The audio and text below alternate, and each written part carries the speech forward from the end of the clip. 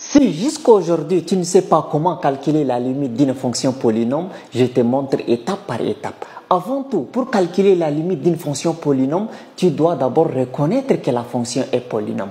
Qu'est-ce qu'une fonction polynôme? Une fonction polynôme, c'est toute fonction qui s'écrit sous la forme x exposant n plus bx exposant n moins 1 et ainsi de suite. C'est-à-dire une fonction qui s'écrit x au cube plus 3x au carré plus 4, ça c'est une fonction polynôme.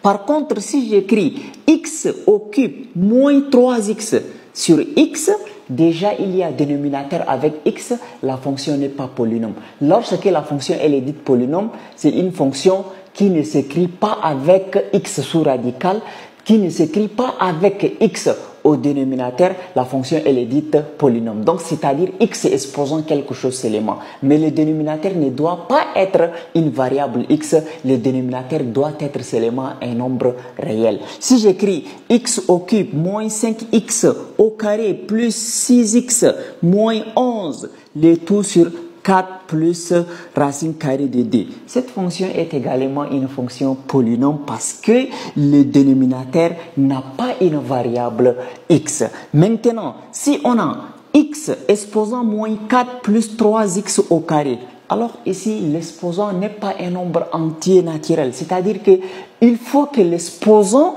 de la fonction soit un exposant nombre positif naturel, vous voyez, n'est-ce pas? Donc, même si j'écris x exposant 3 demi plus x au cube, cette fonction n'est pas une fonction polynôme, c'est une fonction irrationnelle. Cette fonction est une fonction rationnelle. Donc, il faut que ça soit x exposant un nombre entier naturel. Dans ces cas, la fonction elle est dite une fonction polynôme. Tout ce que vous voyez ici, ce sont des fonctions polynôme. Maintenant, voyons comment calculer la limite d'une fonction polynôme à l'infini. La règle dit, pour calculer la limite de n'importe quelle fonction polynôme à l'infini, prenez seulement le monôme du plus haut degré, c'est-à-dire le x qui a le plus grand exposant et c'est tout. Donc, le premier exemple, nous avons limite de moins x au cube plus 2x au carré plus 5 quand x tend vers plus l'infini. Maintenant, il suffit juste que vous preniez le moins x au cube, vous calculez sa limite et c'est ça la limite de notre fonction entière. Alors, qu'est-ce qu'on va dire? Qui est égal à la limite de moins x au cube quand x tend vers plus l'infini. En ce moment maintenant, on laisse tomber la limite, on va directement écrire égal et on écrit moins et là où il y a x, on remplace par plus l'infini. Donc c'est-à-dire plus l'infini élevé au cube. Plus l'infini élevé au cube veut dire plus l'infini fois plus l'infini fois plus l'infini. Donc plus fois plus fois plus, ça donne plus et infini fois infini fois infini, ça donne toujours infini. Donc on va avoir ici plus l'infini au cube, ça donne toujours plus l'infini. Moins fois plus, ça nous donne moins et il y a infini, donc ça donne moins l'infini. Donc, qui veut dire que la limite de la fonction moins x au cube plus 2x au carré plus 5 quand x tend vers plus l'infini, c'est égal à moins l'infini. Si tu es là jusqu'ici, n'oublie pas de liker la vidéo et de t'abonner. Maintenant, passons au calcul de la deuxième limite. Donc, nous avons limite de 2x exposant 5 moins 3x au cube plus 7 quand x tend vers moins l'infini. Ici également, pareil, on doit toujours prendre le monôme de plus haut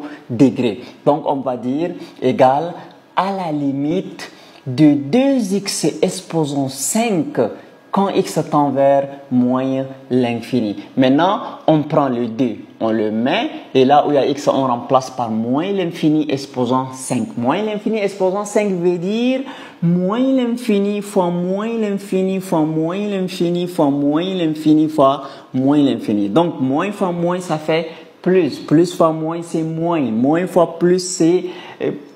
moins fois moins, c'est plus. Et plus fois moins, c'est moins. Donc, c'est-à-dire, ici, on va avoir 2 fois moins l'infini. Donc, infini fois infini fois infini, ça donne toujours moins l'infini. Donc, 2, ça veut dire plus 2. Plus fois moins, ça fait moins et 2 fois infini, ça donne toujours infini, qui veut dire que la limite de 2x exposant 5 moins 3x au cube plus 7, quand x tend vers moins l'infini, c'est égal à moins l'infini.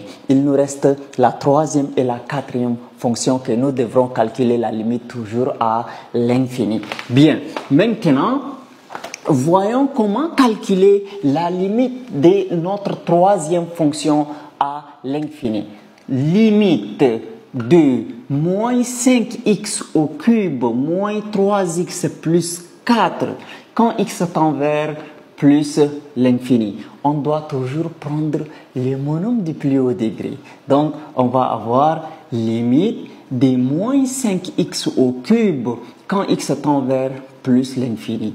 Et là, on écrit moins 5 et ici, on va avoir plus l'infini au cube, c'est-à-dire plus l'infini fois plus l'infini fois plus l'infini, ça nous donne toujours plus l'infini. Avec les moins, ça fait moins l'infini. Donc 5 fois moins l'infini, c'est toujours moins l'infini. Donc moins l'infini. Donc on va dire la limite de moins 5x au cube moins 3x plus 4 quand x tend vers plus l'infini est égal à moins l'infini. Maintenant, il reste la dernière limite que nous devrons calculer. Bien, si tu es là jusqu'ici, n'oublie pas de liker la vidéo et de t'abonner. Et je te mets le lien de ma plateforme de vente de cours en ligne dans la description. Va juste jeter un coup d'œil, mais il y a aussi des contenus qui sont gratuits.